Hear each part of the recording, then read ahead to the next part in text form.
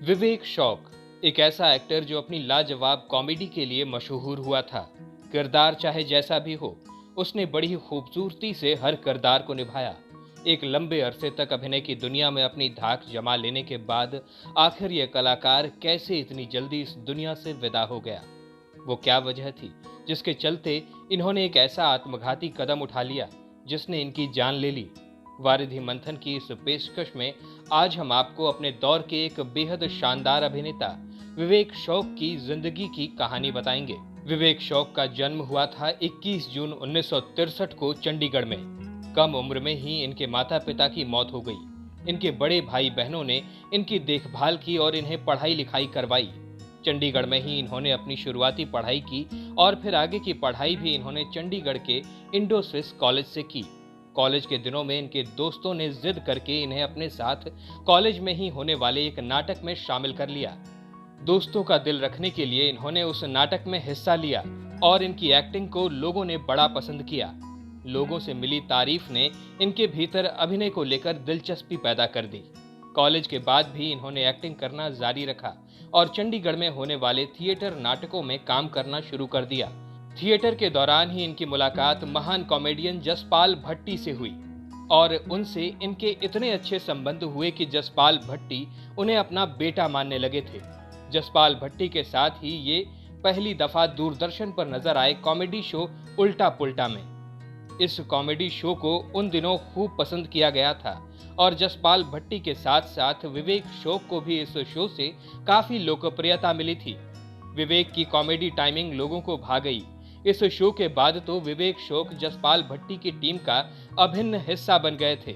जसपाल भट्टी के साथ ही विवेक शौक ने दूरदर्शन के मशहूर टीवी शो फुल टेंशन और फ्लॉप शो में काम किया। इत्तेफाक से ये दोनों शो भी दर्शकों को काफी ज्यादा पसंद आए थे। विवेक की एक्टिंग इतनी खूबसूरत थी कि लगता था मानो उन्होंने एनएसडी या एफटीआईआई जैसे देश के किसी बड़े एक्टिंग इंस्टीट्यूट से ट्रेनिंग हासिल की हो। जबकि सच तो ये है कि उन्होंने तो शौकिया तौर पर एक्टिंग की शुरुआत की थी और उनकी खुद की मेहनत से उन्होंने अपनी एक्टिंग को इतना नेचुरल बनाया था कि वो बेहद कम उम्र में ही इतने मशहूर एक्टर बन गए। विवेक जब मशहूर हुए तो फिल्म इंडस्ट्री से जुड़े लोगों की नजर भी इन पर पड़ने लगी। विवेक को फिल्मों में काम करने के ऑफर्स आने लगे। साल 1998 में इन्होंने बरसात की रात नाम की एक फिल्म में बतौर हीरो काम किया था। हालांकि ये फिल्म फ्लॉप रही और विवेक का हीरो बनने का सपना भी टूट गया। इसके बाद ही विवेक ने फिल्मों में कैरेक्टर आर्टिस्ट के तौर पर काम करना शुरू कर दिया था। पहली फिल्म फ्लॉप हो जाने के बाद विवेक ने कुछ और फिल्मों में काम किया। हालांकि उन फिल्मों में इन्हें कोई खास मुकाम हासिल नहीं हुआ, लेकिन साल 2001 में रिलीज हुई गदर एक प्रेम कथा फिल्म में नजर आए दरमियान सिंह के रोल में। दरमियान सिंह का किरदार इन्होंने इस कदर इतनी खूबसूरती से जिया कि वो किरदार फिल्म के सबसे ज्यादा पसंद किए जाने वाले किरदारों में शुमार हो गया। फिल्म में ये तारा सिंह यानी सनी देओल के असिस्टेंट और जिगरी दोस्त के रूप में नजर आए थे। दरमियान सिंह तारा सिंह का इतना वफादार दोस्त होता है कि वो अपनी जान की बाजी लगाकर तारा सिंह की पत्नी और उसके बच्चे को पाकिस्तान से वापस लाने के लिए पूरी कोशिश कर देता है। दरमियान सिंह के किरदार के हिट होने के बाद तो मानो विवेक शौक की तकदीर ही बदल गई थी। इनके पास एक से बढ़कर एक रोल्स आने लगे। इनके पास काम की कोई कमी नहीं बची थी। इसके बाद ये नजर आए ऐतराज, 36 चाइना टाउन, हमको दीवाना कर गए, बर्दाश्त, लाइफ पार्टनर, क्रेजी 4, नन्हे जैसलमेर, वाह लाइफ हो तो ऐसी, बरसात, टैंगो चार्ली, कोई मिल गया, किसना, अंदाज, दम, माँ तुझे सलाम, इंडियन, चैंपियन और इंटरनेशनल खिलाड़ी जैसी फिल्मों में। हिंदी फिल्मों के अलावा विवेक शौक ने कई सारी पंजाबी फिल्मों में भी काम किया है। इनकी पहली पंजाबी फिल्म थी इनके गुरु जसपाल भट्टी के साथ माहौल ठीक है नाम की। इस फिल्म में भी इन्होंने अपनी एक्टिंग का जबरदस्त प्रदर्शन किया।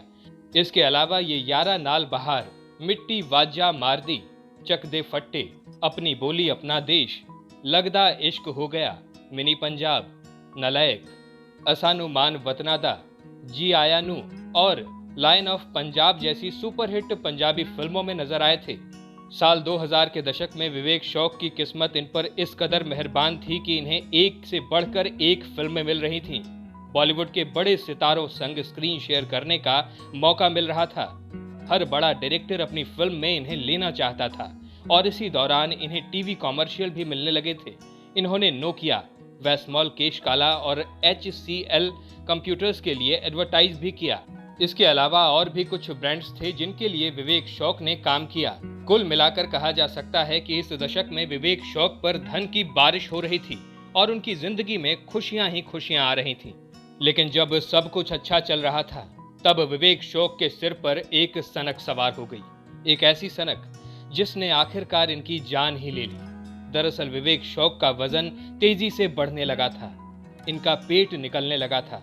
लेकिन विवेक शौक चाहते थे कि वो टीवी स्क्रीन पर एकदम फिट दिखें, किसी हीरो की तरह। विवेक फिट नजर आने के लिए काफी मेहनत कर रहे थे, लेकिन उन्हें कोई फायदा नजर नहीं आ रहा था। आखिरकार विवेक शौक ने अपने पेट की लिपोसक्शन सर्जरी करवाने का फैसला किया।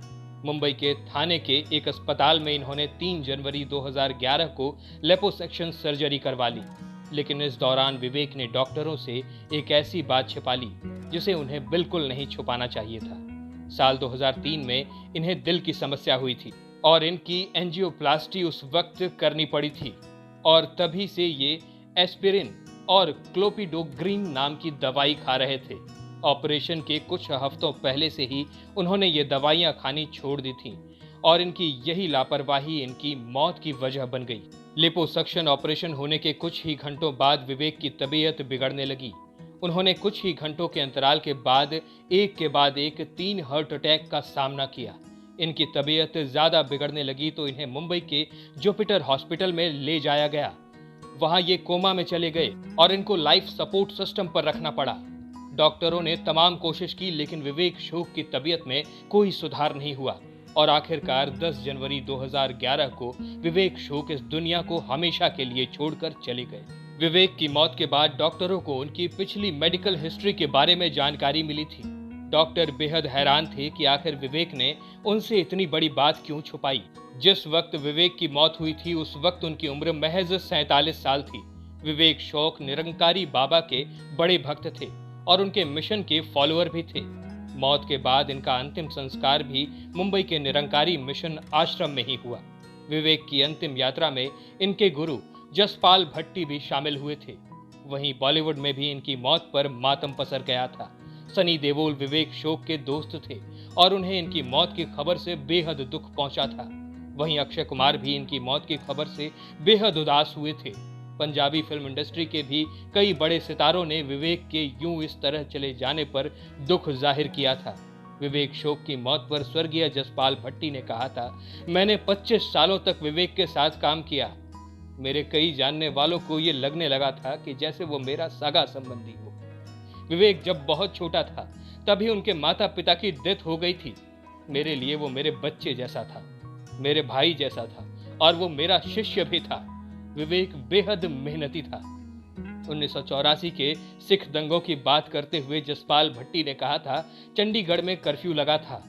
इत्तेफाक से उसी दिन हमारा एक शूट था और वो मेरे घर पर होना था। शूट में मेरे और विवेक के ही सीन्स होने थे। मुझे लग रहा था कि विवेक नहीं पहुंच पाएगा, लेकिन विवेक को अभिनय से इतना प्यार था कि वो कर्फ्यू में भी जैसे तैसे मेरे घर तक पहुंच गया और हमने वो शूट उसी दिन फिनिश किया।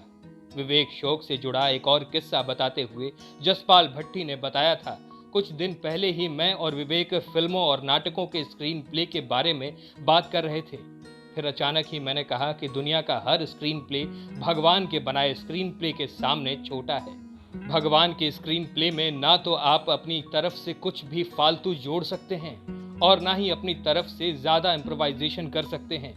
मुझे याद है मेरी ये बात सुनकर विवेक मुस्कुराने लगा था। विवेक शौक की निजी जिंदगी के बारे में बात करें तो इनके परिवार में इनकी पत्नी, 2 बेटियां और 1 बेटा है। इनकी बड़ी बेटी का नाम साधिका शौक है, छोटी बेटी का नाम मुदिता शौक है, वहीं इनके बेटे का नाम सुनिष्ठ शौक है। इनका परिवार अब भी मुंबई में ही रहता है। विवेक शौक बेहद शानदार इंसान थे और बेहद उम्दा कलाकार थे, लेकिन आज इस महान कॉमेडियन को शायद ही कोई याद करता होगा, मगर वारिधि मंथन चैनल इस महान अभिनेता को हमेशा सम्मान देता रहेगा और अपनी यादों में जिंदा रखेगा। दोस्तों, क्या आपको विवेक शौक याद हैं? क्या उनकी कोई फिल्म आपने देखी है? हमें कमेंट्स में ज़रूर बताइएगा। साथ ही साथ अगर ये वीडियो पसंद आई हो तो इसे लाइक करिएगा, और अगर आप हमारे चैनल वारिधि मंथन पर नए हैं तो इसे सब्सक्राइब करके बेल आइकन दबाना बिल्कुल मत भूलिएगा, ताकि ऐसी ही अनसुनी कहानियां हम आपके लिए हमेशा लाते रहें। वीडियो में अब तक बने रहने के लिए बहुत बहुत धन्यवाद।